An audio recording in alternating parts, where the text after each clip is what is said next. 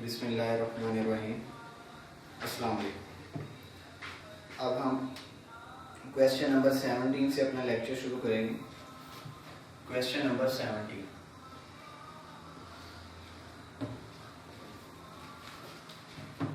अच्छा, मैं इसकी फिगर बना लेता हूँ ताकि फिर आसानी से क्वेश्चन को एक्सप्लेन कर लूँ।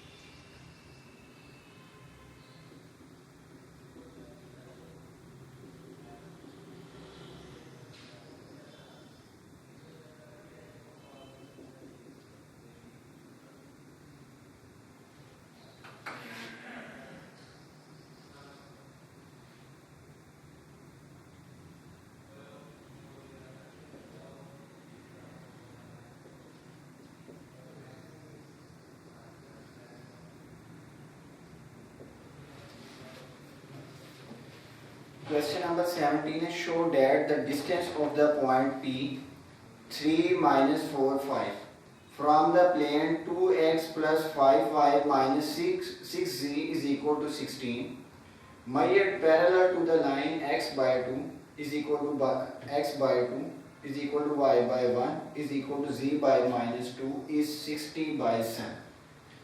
हमने ये साबित करना है कि इस पॉइंट का इस प्लेन से डिस्टेंस इस लाइन के पैरेलल चलते हुए अगर मेजर किया जाए तो वो 60 बाई 7 के इक्वल होता है। यानी इस तरह इस लाइन के पैरेलल चलते हुए अगर हम पॉइंट का प्लेन से डिस्टेंस फाइंड करें तो वो 22 बाई 7 होना चाहिए। हम सबसे पहले पॉइंट को प्लेन से ज्वाइन करने वाली लाइन की इक्वेशन फाइंड करते हैं। अब ये लाइन इस लाइन के पैरेलल है, इसका मतलब अगर इसके डायरेक्शन रेशियोज 2 1 माइनस 2 हैं तो इसके डायरेक्शन रेशियोज भी वही होंगे। देयरफॉर हम लिखते हैं equation of line through P3 minus 4 5 and parallel to x by 2 is equal to y by 1 is equal to z by minus 2 is वो आ जाएगी हमारे पास x minus x1 over a x minus x1 3 over a है 2 is equal to y minus y1 over b is equal to z minus z1 over c। इसको first कर लेते हैं कि t के इस लाइन को पैरामीट्रिक फॉर्म में लिख लेते हैं तो हमारे पास आ जाएगा x is equal to 3 plus 2t y is equal to minus 4 plus t z is equal to 5 minus 2t। फर्ज कर लेते हैं ये पॉइंट P और प्लेन को ज्वाइन करने वाली लाइन प्लेन पे किसी पॉइंट Q x1 y1 और z1 पे आके मिलती। लेट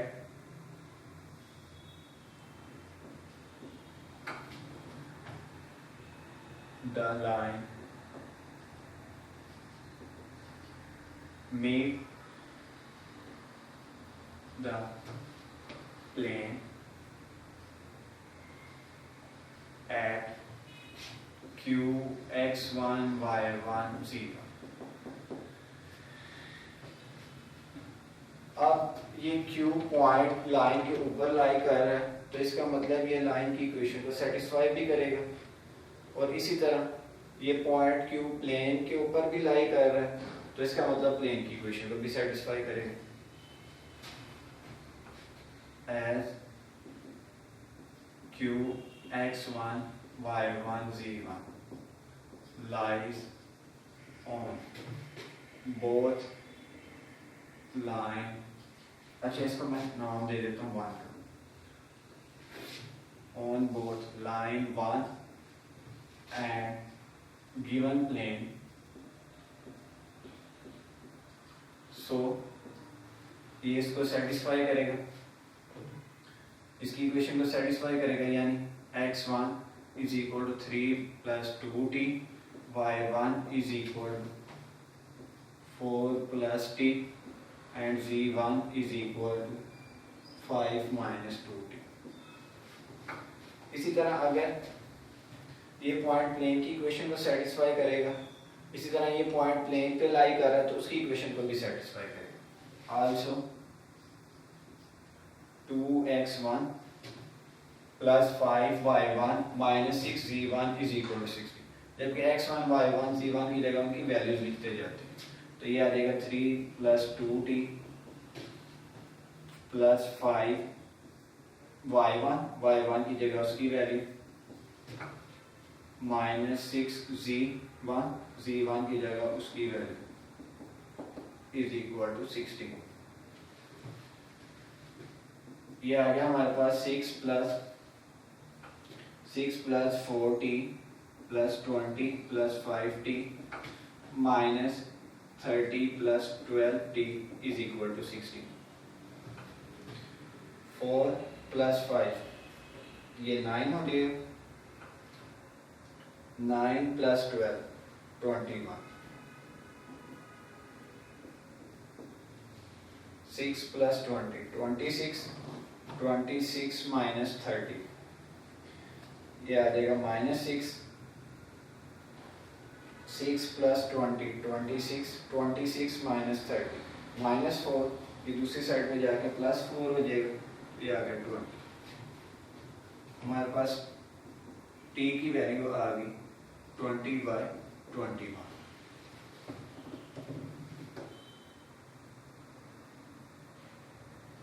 सॉरी ये y की वैल्यू -4 थी, -4 प्लस t थी, तो फिर ये चीज -20 हो जाएगी, -6 5 माइनस 2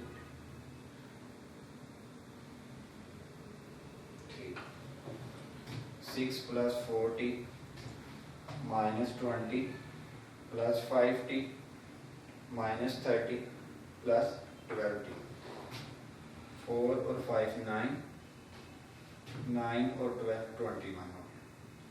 ये आ गया हमारे पास -20 और -30 -50 ये -44 दूसरी साइड पे जाके ये -60 हो गया। यहाँ से हमारे पास आ जाएगा t इज इक्वल टू 60/21, ये आ गया 20/7।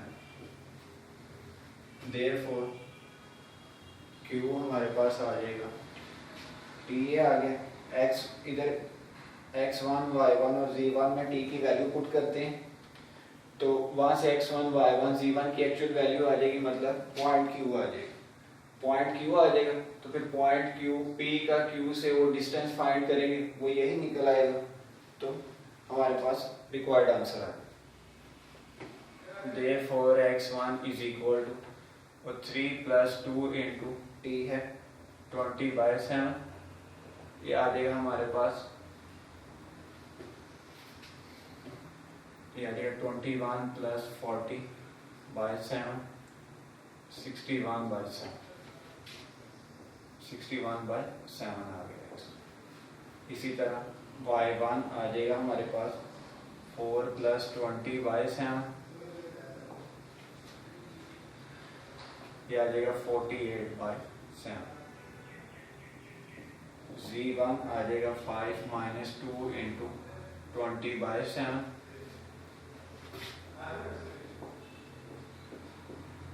ये हमारे पास आ जाएगा -5/7। Therefore q x1 y1 z1 आ गया,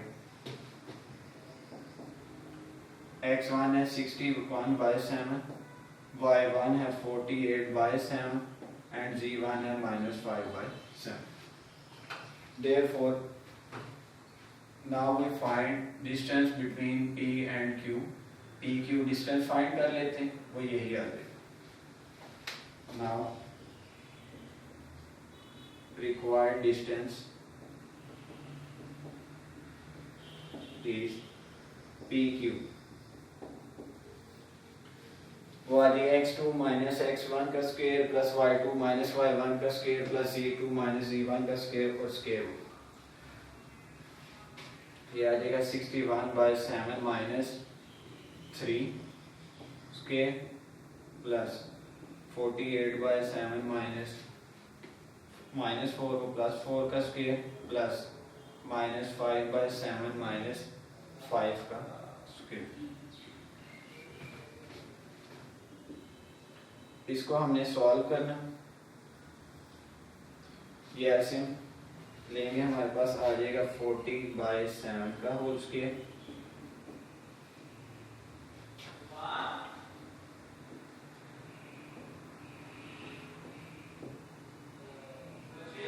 आ जाएगा 76/7 का स्क्वायर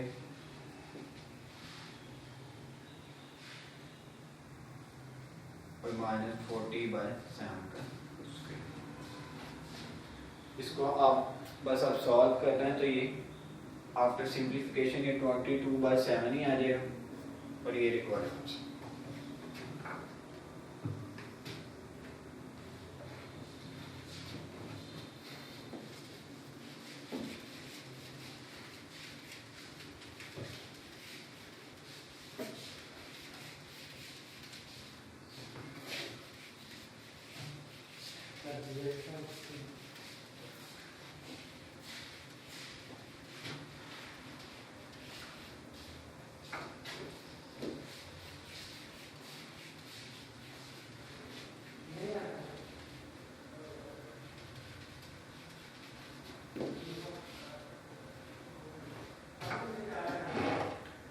अच्छा, question number 18.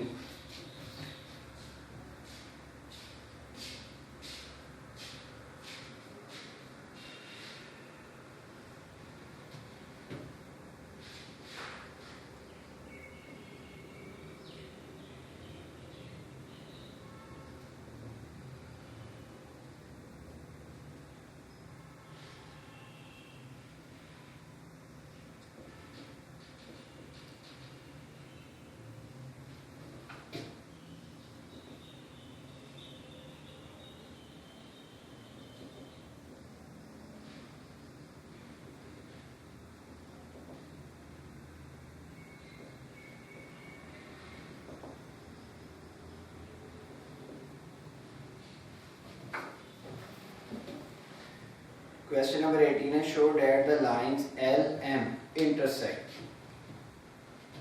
Find the equation of the plane containing these lines. अब हमने सबसे पहले ये साबित करना है ये दोनों लाइंस इंटरसेक्ट करती हैं और फिर बाद में बताना है ये दोनों एक ही प्लेन में लाई कर रही. अब सबसे पहले हम इसको ये साबित करने के लिए इंटरसेक्ट करती हैं तो उसके लिए वही क्राइटेरिया जैसे 8.2 में हम करते थे. L और M में कॉरस्पॉन्डिंग इक्वेशंस को इक्वेट कर लेते हैं. फिर उसके बाद किसी दो इक्वेशंस को सॉल्व करके S और T की वैल्यू फाइंड कर लेंगे. उसको तीसरी इक्वेशन में पुट करेंगे. अगर वो सेटिस्फाई कर गई तो ये दोनों लाइन इंटरसेक्ट करती होंगी. अगर ना की तो नहीं करती होंगी. तो अब इसी तरह करते हैं equating the corresponding equations.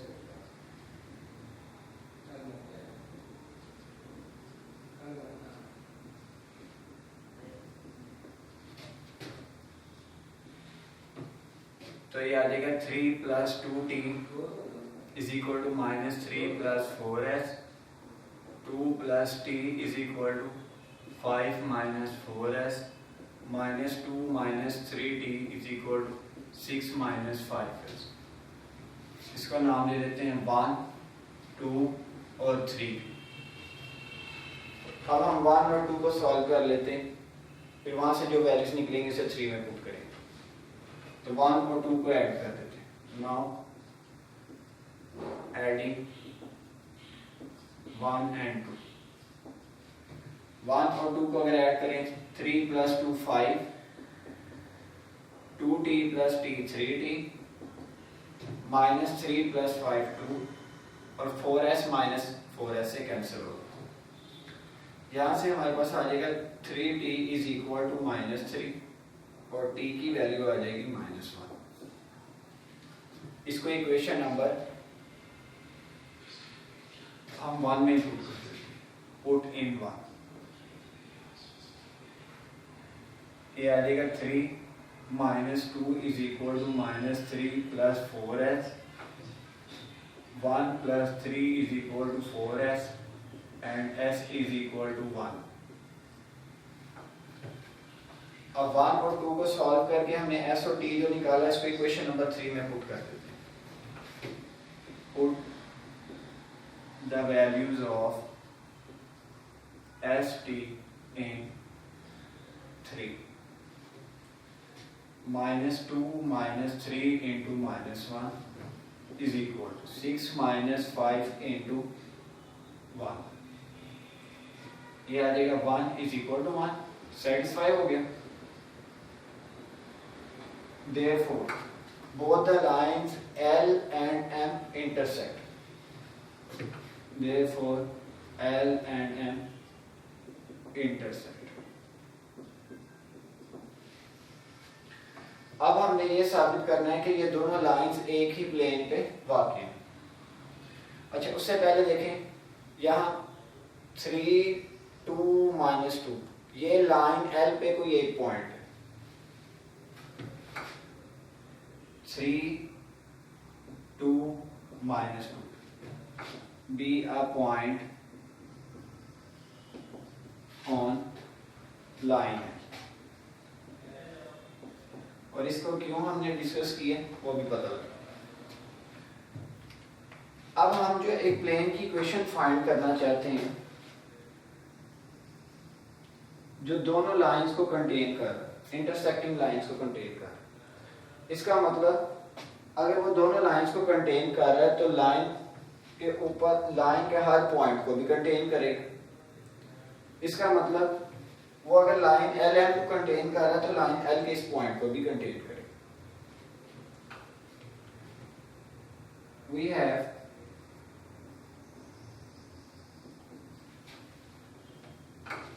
to find a plane which contain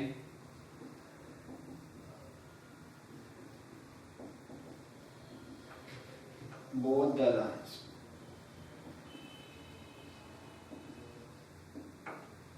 So it must have contained each point of the two lines. So it must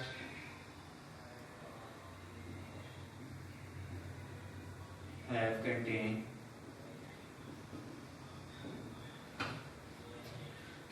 each point of the plane, each point of both the lines.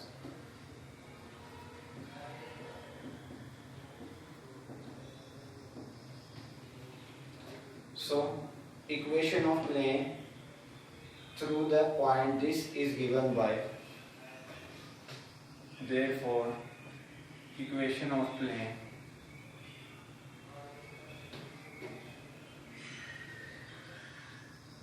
through 3 2 -2 is वो आ जाएगी a into x minus x1 plus b into y minus y1 plus c into z minus z1 is equal to 0। अब जबकि यहाँ a b c उस plane पे normal के direction cosines, plane पे normal के डायरेक्शन रेशियोज। अब अगर ये प्लेन इन दोनों लाइंस को कंटेन करता है तो इसका मतलब फिर प्लेन पे जो नॉर्मल होगा वो इन दोनों लाइंस पे परपेंडिकुलर होगा। अगर वो परपेंडिकुलर है तो फिर लाइंस के डायरेक्शन रेशियोज और प्लेन पे नॉर्मल के डायरेक्शन रेशियोज के प्रोडक्ट का सम 0 होगा। If this plane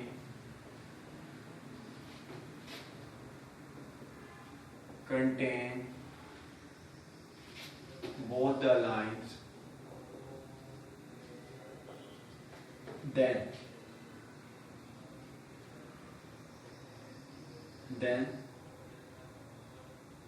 the normal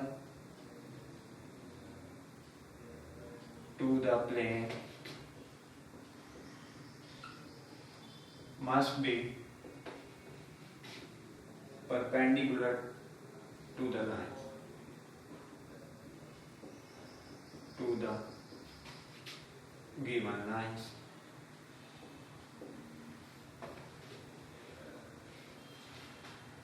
अगर वो परपेंडिकुलर है तो इनके फिर डायरेक्शन रेशियोज के लाइंस के डायरेक्शन रेशियोज और ना प्लेन के नॉर्मल के डायरेक्शन रेशियोज के प्रोडक्ट का सम 0।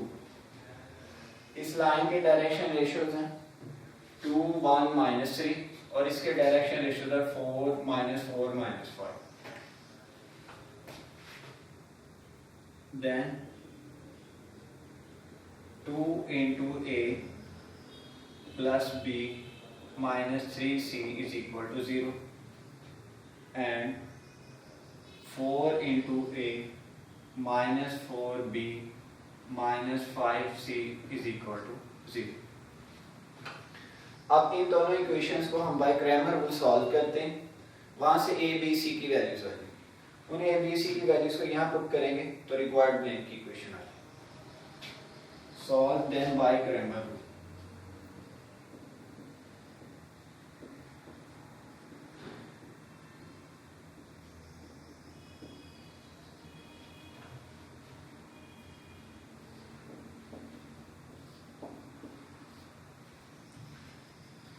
अच्छा, इसको हम सॉल्व कर लेते हैं।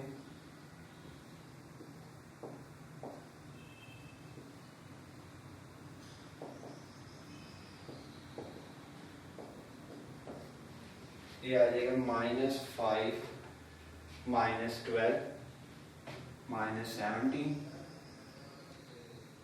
बी के नीचे आ जाएगा हमारे पास -10 + 12 2। सी के नीचे आ जाएगा -8 -4 -12। ये माइनस तीनों आपस में कैंसिल हो जाएंगे और ए की वैल्यू आ जाएगी 17, बी आ जाएगा 2 और सी आ जाएगा 12। आगे ए बी सी की वैल्यू इधर पुट कर देते हैं।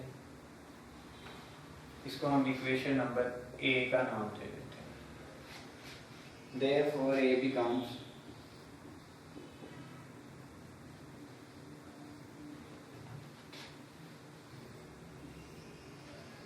ये आ जाएगा 17 into x minus 3 plus 2 into y minus 2 plus 12 into z plus 2 is equal to 0।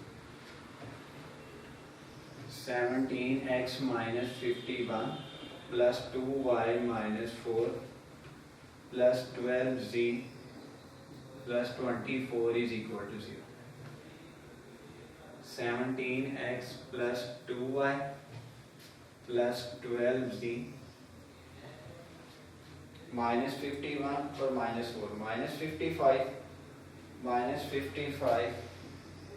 plus 24, ये -31। ये रिक्वायर्ड प्लेन फाइंड करना।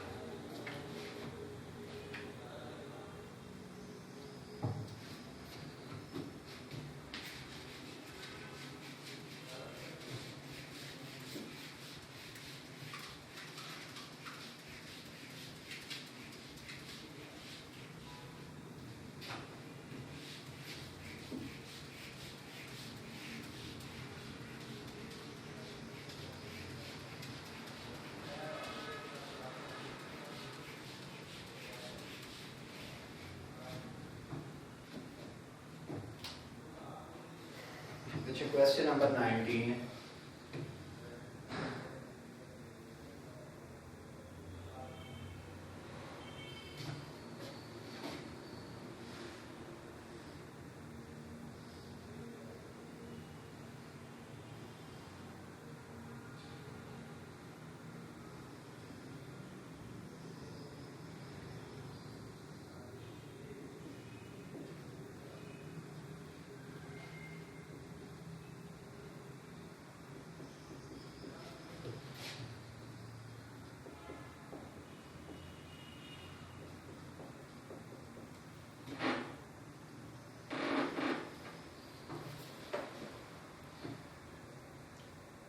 क्वेश्चन है, if A B C are the intercept of a plane of coordinate axis.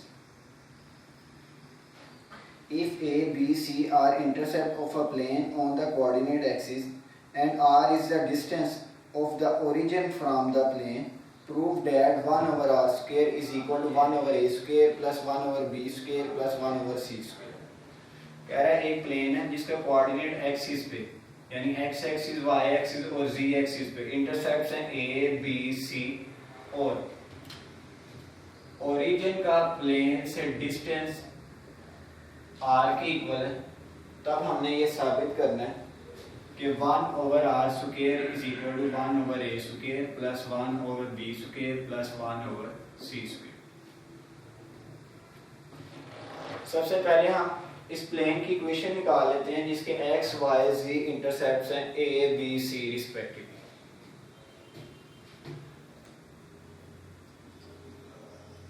Equation of plane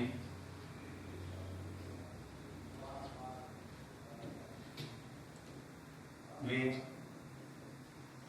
A, B, C as x, y, z intercepts respectively is x over A plus y over B plus z over c is equal to 1। अब origin का इस plane से distance r है, also distance of origin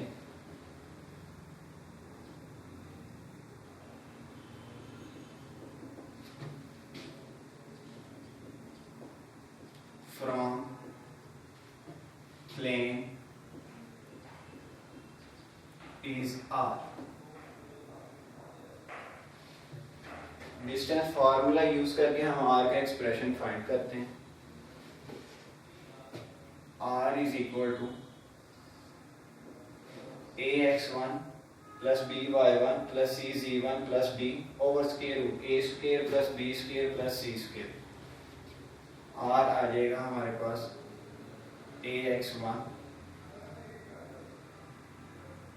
अब origin 0 0, ये आ जाएगा 1 over a into 0 plus 1 over b into 0 plus 1 over c into 0 minus 1 over square root 1 over a square plus 1 over b square plus 1 over c square.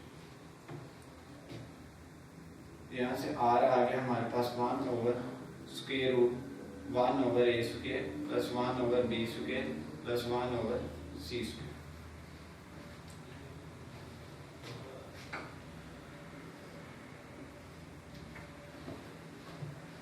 इसको दूसरी side पे ले जाते हैं और r पे साइड, तो ये आ जाएगा हमारे पास 1 over r is equal square root 1 over a square plus 1 over b square plus 1 over c square. दोनों साइड पे स्क्वायर ले लेते हैं, तो ये आ जाएगा 1 over r square is equal to 1 over a square plus 1 over b square plus 1 over c square, और यही required expression.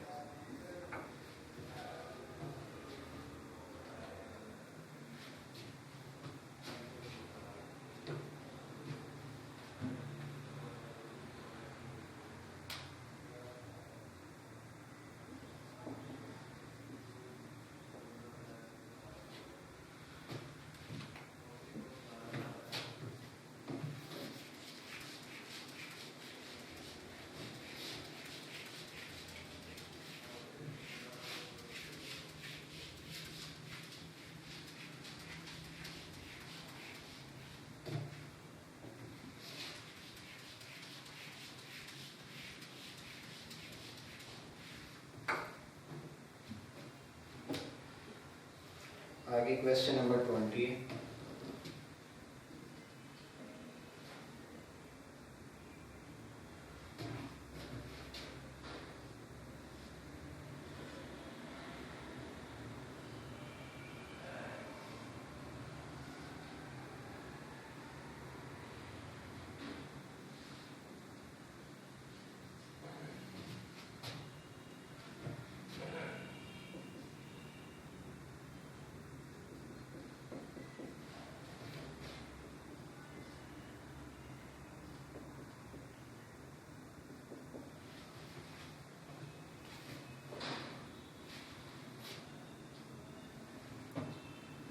Find equations of two planes whose distance from the origin are 3 units each and which are perpendicular to the line through points A and B. हमने उन planes की equations find करनी है जिनका origin से distance 3 units.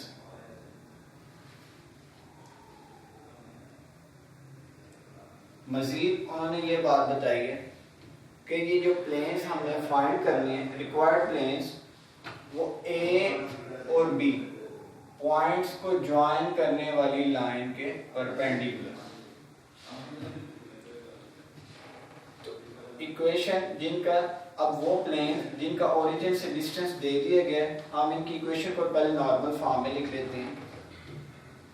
Equation of required planes are equations of equation of required planes is वो हो जाएगी हमारे पास LX plus MY plus NZ is equal to P। यहाँ P परपेंडिकुलर डिस्टेंस ओरिजिन का प्लेन से 3 है वो हम ले लेते हैं प्लस माइनस 3। यानी अगर ये पॉजिटिव साइड पे होगा तो वो दूसरा नेगेटिव साइड पे कंसीडर कर लेंगे तो ये दोनों पॉसिबिलिटीज पूरी कर लेंगे प्लस माइनस। इसको इक्वेशन नंबर 1 कर देते हैं। अब यहाँ हमें एल एम एन की वैल्यूज चाहिए जो हम निकाल। अब ये लाइन ए बी के डायरेक्शन रेशियोज फाइंड करते हैं। Direction ratios of line A B are वो आ जाएंगे 6 - 7 -1 4 - 3 1 -1 -1 -2। अब ये लाइन अब required planes line A B के परपेंडिकुलर। इसका मतलब रिक्वायर्ड प्लेन्स पे जो नॉर्मल होंगे वो लाइन ए बी के पैरेलल होंगे। तो फिर जो लाइन ए बी के डायरेक्शन रेशियोज हैं वही इनके डायरेक्शन रेशियोज होंगे। सिमिलरली जो लाइन ए बी के डायरेक्शन को साइंस है वही प्लेन पे नॉर्मल के डायरेक्शन को साइंस है। तो डायरेक्शन को साइंस भी लाइन ए बी के निकाल देते हैं। उसके लिए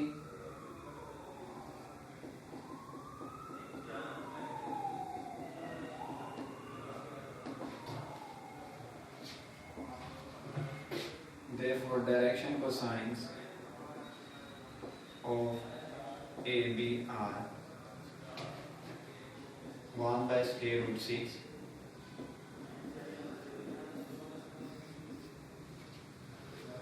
अब यही बात आगे कह देते हैं कि रिक्वायर्ड प्लेन्स ए बी के परपेंडिकुलर हैं, इसलिए रिक्वायर्ड प्लेन्स पे जो नॉर्मल होंगे वो ए बी के पैरेलल होंगे।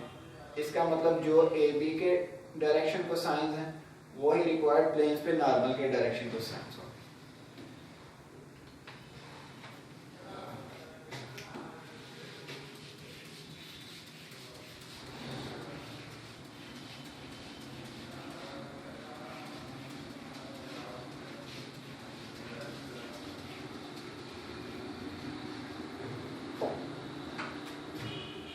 Since the required planes are perpendicular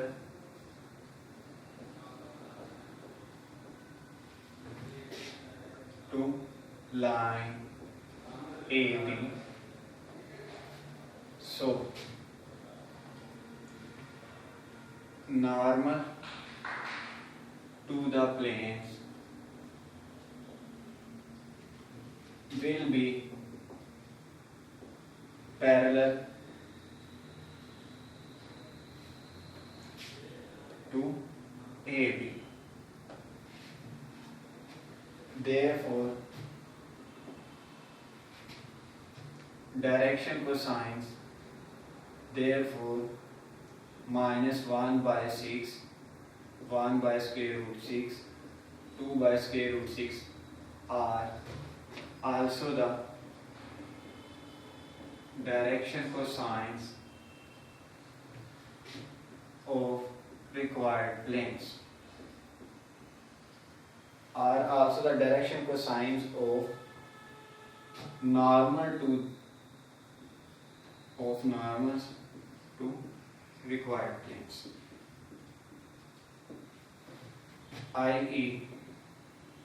ये डायरेक्शन कोसाइंस हैं रिक्वायर्ड प्लेन्स पे नॉर्मल के, यानी ये L M N, i.e. L is equal to, these are L, M and N. L M N find कर ली। अब इसको इक्वेशन नंबर 1 में पुट करते हैं तो हमारे पास रिक्वायर्ड प्लेन्स की इक्वेशन है। Put then